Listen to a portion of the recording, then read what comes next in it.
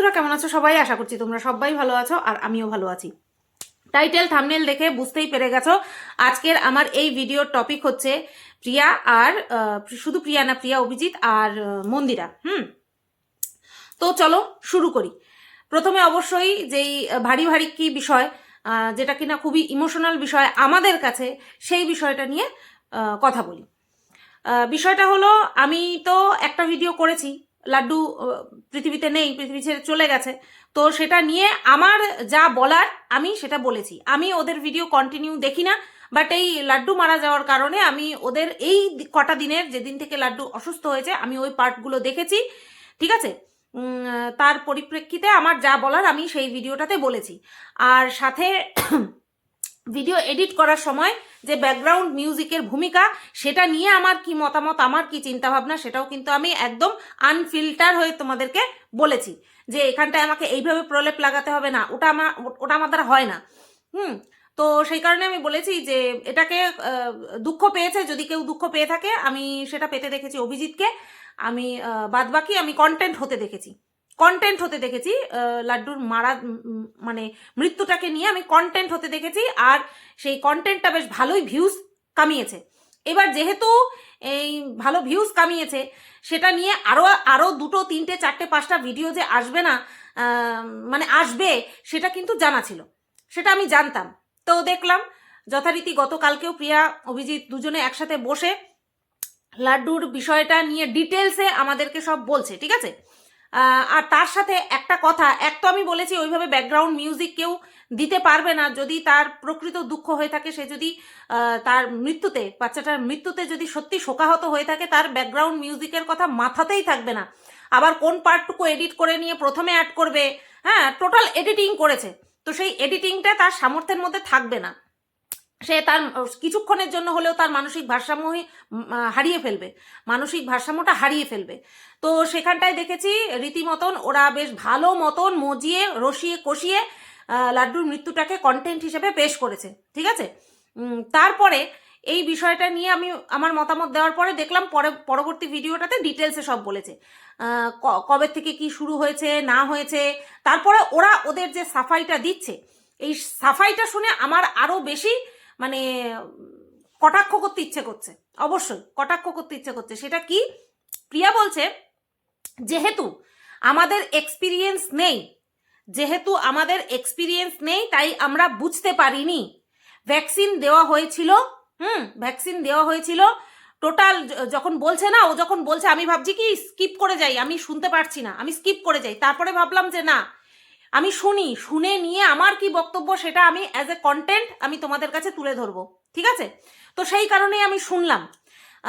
তো বলছে যে ওর যখন শেষ সময়টা চলে এসছে, তখন লাড্ডু নাকি প্রিয়ার দিকে তাকিয়েছিল আর শেষ একবার মরণ চিৎকার দিয়েছিল। ও যত সহজে এই কথাটা বলছে, আমার শুনতে যে কি কষ্ট হচ্ছিল। ও কত সহজে বলে দিচ্ছে, একদম ফ্ললেস ভাবে বলে দিচ্ছে, ওর বলতে কোনো অসুবিধা হচ্ছিল না, পুরো স্পষ্ট, দেখলেই বোঝা যাচ্ছে। তো এই যে মরণ চিৎকার দাও, আমরা তো বুঝতে পারি না, ওরা তো অবলা। হ্যাঁ, প্রিয়ার কথা হচ্ছে আমরা বুঝতে পারি না, ওরা তো অবলা। আচ্ছা, যখন এই যে প্রিয়ার প্রথম কথা যে এক্সপিরিয়েন্স নেই, যখন একটা মেয়ে প্রথমবারের জন্য মা হয়, তার কি কোনো এক্সপিরিয়েন্স থাকে? হ্যাঁ, তার ভাই থাকতে পারে, তার বোন থাকতে পারে। ঠিক আছে, সেখান থেকে কতটুকু এক্সপিরিয়েন্স গ্যাদার করা যায়? একটা মায়ের এক্সপিরিয়েন্স কি গ্যাদার করা যায় নিজের ভাই বোনকে দেখে? হ্যাঁ, যদি মা না থাকে তাহলে অনেকটা এক্সপিরিয়েন্স গ্যাদার করা যায়। বাট এক্ষেত্রে প্রিয়া যদি এই কথা বলে যে আমার বাচ্চার এক্সপিরিয়েন্স আমি গ্যাদার করেছি আমার ভাইকে দেখে, আমার বোনকে দেখে, তাহলে বলবো অতি অল্প বয়সে কিন্তু প্রিয়া বিয়ে করেছে, অতি অল্প বয়সে বিয়ে করেছে। আর বিয়ে করার পরে যে প্রথম বাচ্চাটা হয়েছে, সেই বাচ্চাটা মানুষ করা, সেই বাচ্চাটাকে কি খাওয়াতে হবে না খাওয়াতে হবে, সেই এক্সপিরিয়েন্সটা কোথার থেকে গ্যাদার করেছে। আর এই যে ভাটের গল্প প্রিয়া যে দিচ্ছে যে এক্সপিরিয়েন্স ছিল না, আজকে আমরা কত কিছু, ইউটিউবটা হচ্ছে পুরো একদম ওয়ার্ল্ডের স্কুল, কি নেই এই গুগল থেকে সার্চ করো, ইউটিউব থেকে সার্চ করো, পেটদের বিষয়ে, ডগ, ক্যাট, পাখি, মানে যাবতীয় যা কিছু পোষা হয় আমরা পুষতে পারি, সব কিছু সম্পর্কে একদম ডিটেলসে বলা থাকে। ইভেন কোন প্রজাতির প্রাণীকে কিভাবে খাওয়াতে হবে, তার কিভাবে টেক কেয়ার করতে হবে, সব কিছু থাকে, সব কিছু দেওয়া থাকে। এটা কোন জায়গাকার কথা বলছে ও, কোথাকার কথা বলছে? জাস্টিফাই করতে বসেছে নিজেদের অবহেলাটাকে, নিজেদের যে অবজ্ঞা, শুধুমাত্র শখ পূরণের জন্য আজকে একটা মানে কি বলবো, অবলা জীব বলি হয়ে গেল, শুধুমাত্র শখ পূরণের জন্য। প্রত্যেকে পই পই করে বারণ করেছিল যখন ও নিয়ে এসেছে, প্রত্যেকে ওর বিরুদ্ধে ছিল, প্রত্যেকে ওর বিরোধিতা করেছে। আজকে সেই বিরোধিতাটা একটা ওই বাচ্চাটার প্রাণ দিয়ে তারপরে প্রমাণিত হলো যে যারা যারা বিরোধিতা করেছিল তারা সঠিক ছিল। আর আজকে নিজেদেরকে জাস্টিফাই করতে বসেছে কি ওদের এক্সপিরিয়েন্স ছিল না। কতবার মা হয়েছো, নিজের প্রথম বাচ্চাটা জন্ম দেওয়ার আগে কতবার তুমি মায়ের দায়িত্ব পালন করেছো, যে তুমি তোমার প্রথম বাচ্চাটাকে দিব্য সুস্থ স্বাভাবিকভাবে একটা যে জীবন দিয়েছো, তার জন্য তার আগে কতবার তোমার এক্সপিরিয়েন্স আছে। মুখ খোলার আগে তো চিন্তা করো না, কাজ করার আগেও চিন্তা করো না, আর মুখ খোলার আগেও তুমি চিন্তা করো না যে তুমি কি বলে ফেলছো। বলছো এক্সপিরিয়েন্স নেই। ইউটিউব ছিল না? ইউটিউব কি ছিল না? আমি কোথাও দেখিনি। আমি শেরুকে নেওয়ার আগে বহু এরকম পেট শপ দেখেছি, বিশেষ করে আমাদের এই কলকাতাতে গালিফ স্ট্রিটে পেট শপ আছে, ঠিক আছে? কিবার যেন রবিবার করে গালিফ স্ট্রিটে হাট বসে, পেট মার্কেট বসে। তো সেখানটায় আমি যত ভিডিও দেখেছি, কত ভিডিও যে দেখেছি, হ্যাঁ, তো সেই ভিডিওতে সব সময় দেখেছি বাচ্চাদের ফিড করাচ্ছে কি স্যারেলাক ফিড করাচ্ছে। কেউ ওই ডগ ফুড কিন্তু কোনো বাচ্চাকে দিতে দেখছি না। সবই তো 1 মাস 40 দিন এরকম, 40-42 দিন এরকমের মধ্যেই, 1.5 মাসের মধ্যেই ঘোরাফেরা করে, সেই সব বাচ্চা বিক্রি হয়। তো সেই বাচ্চাদেরকে, সেই মানে ডগ সেলারদের কখনো আমি দেখিনি তাদেরকে ডগ ফুড দিচ্ছে। তো একটা যখন শখের জিনিস নিতে যাচ্ছে, নিশ্চয়ই ওরা সার্চ করেছে, তো সার্চ করে দেখতে পারেনি, আর 4-5 জনের কাছে জিজ্ঞেস করতে পারেনি, নিজের ছেলের সময় একে তাকে জিজ্ঞাসা করেছে। আজকে একটা কথা বলতে বাধ্য হচ্ছি, এই লাড্ডুর জায়গায় যদি কোনো মানুষের বাচ্চা হতো, যদি কোনো মানুষের বাচ্চা ও অ্যাডপ্ট করতো, আর তার পরিণতি যদি আজকে ওদের এই এক্সপিরিয়েন্সের অভাবে এরকম হতো, ভাবতে পারছো যে কতখানি বড় খেসারত দিতে হতো ওদেরকে, কত বড় খেসারত দিতে হতো। কন্টেন্ট করা ঘুচে যেত। যেহেতু কোনো আইন নেই, তার জন্য আজকে কন্টেন্ট করতে পারছে। নির্লজ্জ বলে না, নিষ্ঠুরের মতন, কেয়ারলেস নিষ্ঠুরের মতন কন্টেন্ট করতে পারছে। একটা কন্টেন্ট আরো কতগুলো কন্টেন্ট করে, শুধু বসে বসে দেখো। এবার সাফাই গাইতে আসবে। কয়েক মাস আগে নিজের বাচ্চার বিএমটি করানোর নাম করে লক্ষ লক্ষ টাকা তুললো। কিছুদিন মানুষ সোচ্চার থাকলো, কিছু টাকা মানুষকে চোখে আই ওয়াশ করে কিছু টাকা দান করলো, বাদ বাকি টাকার কোনো খোঁজ নেই। বেমালুম হজম করা হয়ে গেছে। আর এটা নিয়ে যখন প্রতিবাদ করেছিলাম তখন হুমকি দেওয়া হয়েছিল, আর আজকে দেখো কি পরিস্থিতি। এদের শখ পূরণের জন্য একটা ছোট্ট অবলা প্রাণ চলে গেল। যেখানটায় আজকে এই সুপ্রিম কোর্টের এই রায়ের বিরুদ্ধে কত ডগ লাভাররা, পেট লাভাররা রাস্তায় নেমে রীতিমতন পুলিশ প্রশাসনের মানে কি বলবো, ওটাকে কি বলে, হ্যারাসমেন্টের শিকার হয়েছে। দিল্লির রাস্তায় সুপ্রিম কোর্টের এই কঠোর ওটাকে কি বলে, কঠোর আইনের বিরুদ্ধে সবাই সোচ্চার হয়েছে, সব পেট লাভাররা। আর এখানে বলছে এক্সপিরিয়েন্স নেই, তার জন্য মারা গেল। লজ্জাও করে না, মুখটা খুলছে, দুজনে বসে মুখটা খুলছে, লজ্জাও করে না। আমি প্রথম ভিডিওটা করেছি যে না, এরা কন্টেন্ট করেছে, বুঝতেই পেরেছি, চলে গেছে। ওমা, আবার ভিডিও নিয়ে চলে এসেছে, দেখছে ভালো ভিউজ হচ্ছে, আবার ভিডিও নিয়ে চলে এসেছে। সত্যি এদের মানবিকতা কোন জায়গায় গিয়ে ঠেকেছে সেটা তোমরা শুধু একবার ভাবো। প্রত্যেকে সোচ্চার হও, প্রত্যেকের মতন করে সোচ্চার হও। চারিদিকে যা দেখছো, যদি একটুও ভালোবাসা থাকে, পশুদের প্রতি একটু যদি ভালোবাসা থাকে, সোচ্চার হও। এদের এই নোংরামি, এই যে বাচ্চাটা যে মারা গেল, এ তো আর ফিরে আসবে না।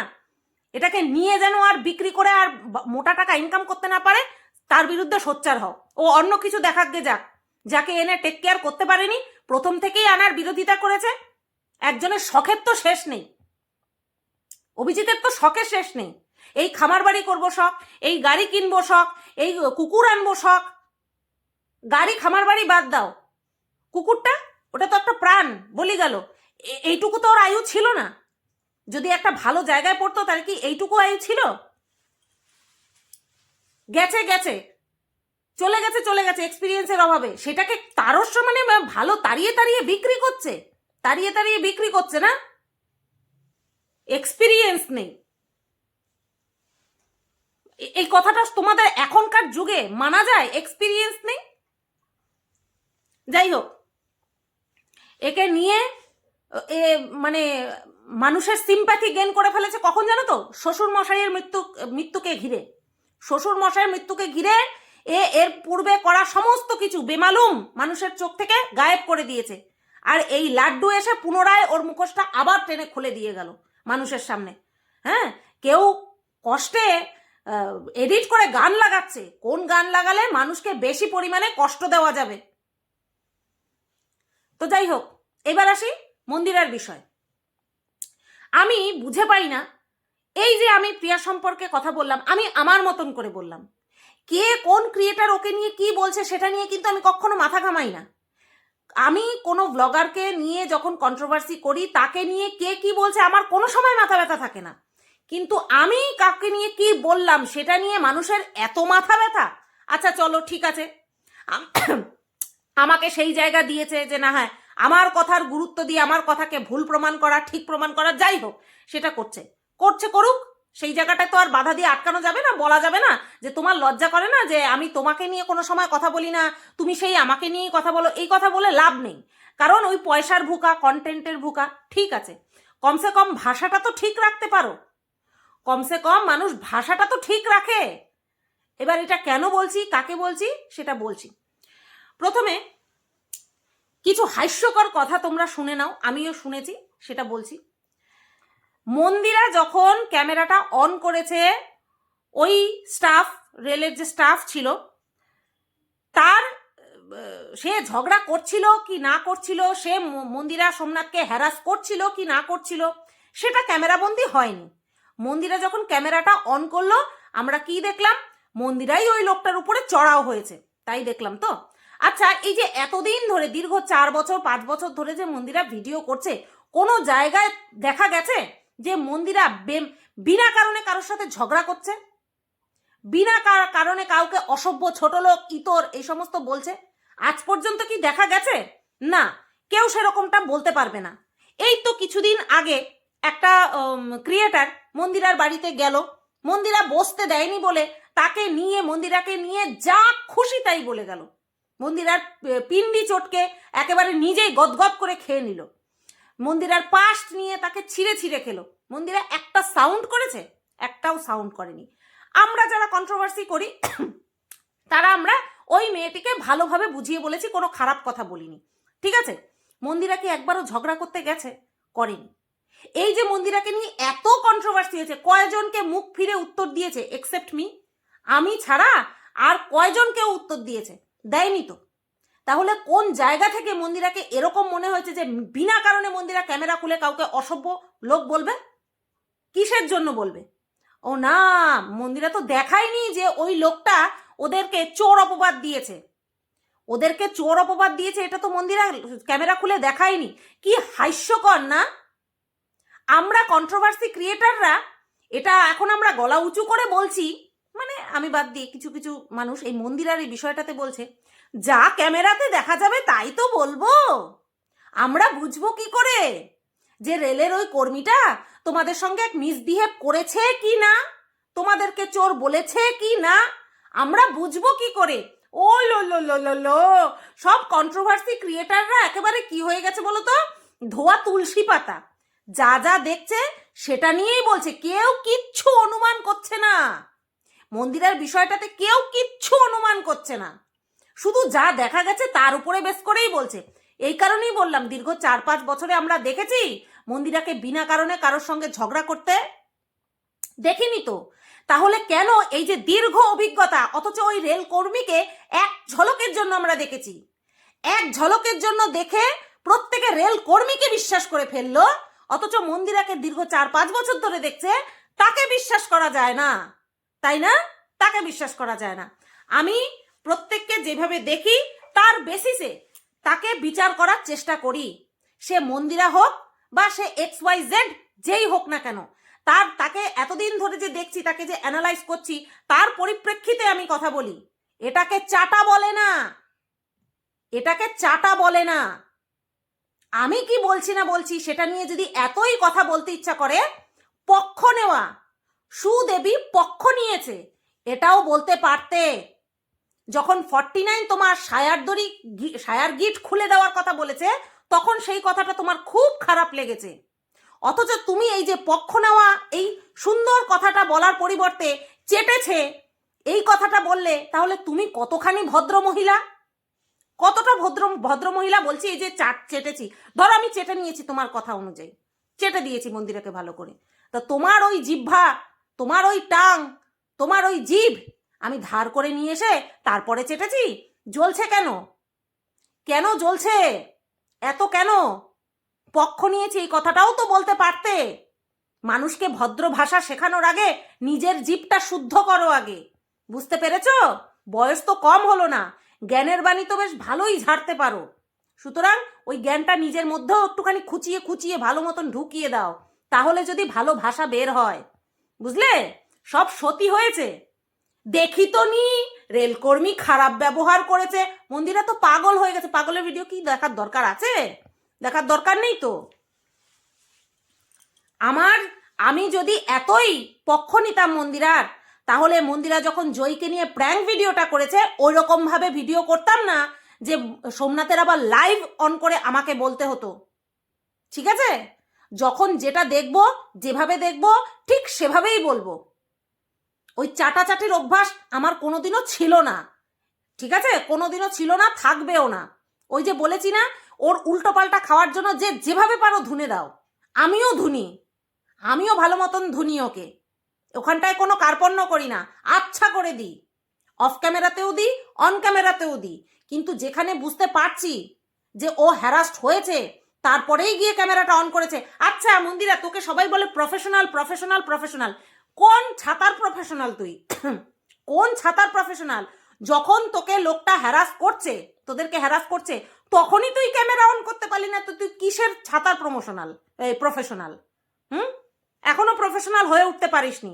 সাথে সাথে ক্যামেরা অন করতে হতো। তুই যদি সত্যি প্রফেশনাল হতিস, তাহলে ওই যে তুই যে অসভ্য লোকটা বলেছিস, তুই ওটা বলতিস না। তুই বলতিস, দেখো দেখো আমাদের সঙ্গে কিরকম মিসবিহেভ করছে। চালাক হতে শেখ। নতবা এই যে তোকে বলবে লোকে, তোকে 4 বছর দেখার পরেও বলবে তুই তো ঝগড়া করছিস, তুই তো ঝগড়াটি। আমি তো দেখিনি মন্দিরাকে আজ পর্যন্ত ঝগড়া করতে। এত ঝড় বয়ে গেল, কোনো সময় আমি অন ক্যামেরাতে ঝগড়া করতে ওকে অন্তত আমি দেখিনি। ঠিক আছে? তো যেটা দেখবো, যেটা লজিক দিয়ে বলবো, সেটাই মানুষের কাছে চাটা হয়ে যায়। হ্যাঁ, ওই তো ওর হয়ে তেল দেওয়া হয়ে যায়, অথচ যুক্তি কাটতে পারে না। সব সাধু হয়ে গেছে হঠাৎ করে।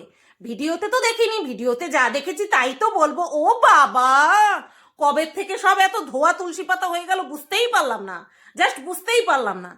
বিপক্ষে বলা ঠিক আছে, কিন্তু বিপক্ষে বলতে গিয়ে নিজেদের অস্তিত্বকে ধুয়ে মুছে ফেলে দিচ্ছে। এরা এত অনুমান করে এসেছে, এতদিন ধরে এত অনুমান করে এসেছে, প্রমাণ ছাড়াই এরা অনুমান করে এসেছে। আজকে এদের কাছে বড্ড প্রমাণের দরকার হয়ে পড়েছে। তো যাই হোক, এরকমটা চলছে, এরকমটা চলতেই থাকবে। এইবার আসি, সোমনাথ দেখালো গতকালকের ভিডিওতে ওরা ব্রেকফাস্ট করছে, ব্রেকফাস্ট করে বেরিয়ে পড়বে। সেই ব্রেকফাস্টে কি ছিল? স্যান্ডউইচ আর অমলেট। সত্যি খাওয়া দাওয়া সম্পর্কে আমি জানি না ওখানটায় আর কি অ্যাভেলেবেল ছিল, এটাও আমাদেরকে জানতে হবে যে ওখানটায় আর কি অ্যাভেলেবেল ছিল যেটা কিনা ওরা খেতে পারবে, বা আমাদের মতন মানুষ ওখানটায় গিয়ে আমরা খেতে পারবো। তো সেখানটায় কি দেখলাম, যে এরকম অমলেট খাচ্ছে আর হচ্ছে তোমার কি স্যান্ডউইচ। তার আগে কি দেখলাম, হোটেলে এসে অর্ডার করেছে হচ্ছে বিরিয়ানি। কেন? কারণ সমস্ত গ্রেভি, সমস্ত তরকারি বা সবজি যদি নিতে যায়, তাহলে ওগুলো হচ্ছে থকথকে গ্রেভি, সব কালারিং, তেল দেওয়া অতিরিক্ত, তার জন্য খাবে না। ডিমের ঝোলও খাবে না, আন্ডা কারিও খাবে না, খাবে কি বিরিয়ানি। এইবার এই বিরিয়ানিটা কেন খাওয়া হলো? আমার কাছেও, আমাকে যদি কেউ বলে যে তুমি বিরিয়ানি খাবে, চিকেন বিরিয়ানি খাবে, বা না হচ্ছে তুমি ডিম দিয়ে ভাত খাবে, আমি বিরিয়ানি বলবো। কেন বলো তো? স্বাদের জন্য নয়, স্বাদের জন্য। আমি ডিমের ঝোলও ভালো খাই, আন্ডা কারিও আমি ভালো খাই, আমি ডিম ভালো খাই, কিন্তু ডিম আমার সহ্য হয় না। ডিম সহ্য হয় না, এবং ডিম সুস্থ মানুষের জন্য কিন্তু শরীর গরম করে, পেটটাও গরম করে। এবার যাদের হজম ক্ষমতা ভালো তাদের হজম হয়ে যায়। আমি যেমন সাদা অংশটা খেতে পারি, বাট কুসুম খেলে পরে আমার হবেই হবে, আমার পেটের সমস্যা হবেই হবে। আমি ডিম খুব মানে কি বলবো, বেছে বেছে বেছে চিনতে একদম যেদিন আমি সুস্থ বোধ করি সেদিন আমি খাই, নতুবা আমি ডিম খাই না। আমার ঘরে দেখবা, যারা আমার ব্লগ দেখো, আমি কিন্তু ডিম খুব কম করি, আমাদের ঘরে ডিম খুব কম হয়। আর চিকেন আমার অসুবিধা হবে না, মানে মুরগি অসুবিধা হবে না, মুরগির ডিমে অসুবিধা হবে। আর ওই ঝোলে তো অবশ্যই আদা রসুন পেঁয়াজ সমস্ত কিছু দেওয়া থাকে, তো আমি প্রেফার করব বিরিয়ানি। এইবার ওদের মনে হয়েছে যে ওরা বিরিয়ানি খাবে, ওই গ্রেভি টেভি খাবে না। এইবার এই খাওয়া দাওয়ার ব্যাপারেও যদি মানে যা যা অপশান থাকে তার মধ্যে থেকে যদি আমরা নিজেদেরটা ভালোটা বেছে নিই, তাহলে সেটাই ঠিক। এইবার এই যে অমলেট খেয়েছে, তারপরে এরকম স্যান্ডউইচ খেয়েছে, এটাই কি অপশান ছিল? এটা আগে জেনে নিতে হবে। এরকম বহু কন্ট্রোভার্সি আমি করেছি, যখন কিনা আমি এরকমটা বলেছি যে এখনই এটা বলা যাচ্ছে না, নেক্সট ভিডিওর জন্য অপেক্ষা করি যে এর পরে কি আসবে, নতুবা তো আমি ভুল প্রমাণিত হব। এরকম আমি বহু করেছি। আবার আমি এরকমও আমার সাথে হয়েছে যে আমি আগে বলে দিয়েছি, পরে দেখলাম যে আমার কথাটা ভুল, পরে এসে আবার আমার পরবর্তী ভিডিওতে আমার ভুল স্বীকার করতে হয়েছে। আমি করতে হয়েছে না, আমি করেছি, করতে হয়েছে না, করেছি। মানুষই ভুল করে, ঠিক আছে? তো এই খাওয়ার পরে কষ্ট হলে কি কাদের হবে? ওদেরই হবে। পেটের কষ্ট, শরীরের কষ্ট হলে ওদেরই হবে। কিন্তু এই যে এই টাওয়াল চুরি করার বিষয়টা, এইটা সম্পূর্ণ আমি তো অবাক হয়ে গেলাম। কন্ট্রোভার্সি ক্রিয়েটাররা যা দেখছে তার উপরে বেস করেই বলবে। তাহলে আমি অনুমান করার ছেড়ে দিলাম, মানুষের অভিজ্ঞতা, সেই অভিজ্ঞতাটা তো কমসে কম আসবে বলতে গেলে কাউকে নিয়ে, যে এতদিন ধরে দেখছি কোথায় ম্যান্ডিকে তো দেখিনি যে ম্যান্ডি বিনা কারণে কারোর সঙ্গে ঝগড়া করছে, পায়ে পা লাগিয়ে ঝগড়া করছে, কখনো তো দেখিনি। আজকে ট্রেনে উঠে হঠাৎ করে ওর কি এমন চাগর দিয়ে উঠলো যে ও রেল কর্মীর সঙ্গে ঝগড়া করছে? এত মানুষ থাকলে রেল কর্মীর সাথে ঝগড়া করছে, আশ্চর্য, তাই না? চলো ভিডিওটা এই পর্যন্তই রাখলাম। কেমন লাগলো অবশ্যই কমেন্ট করে জানিও। সবাই তোমরা ভালো থেকো, সুস্থ থেকো, টাটা।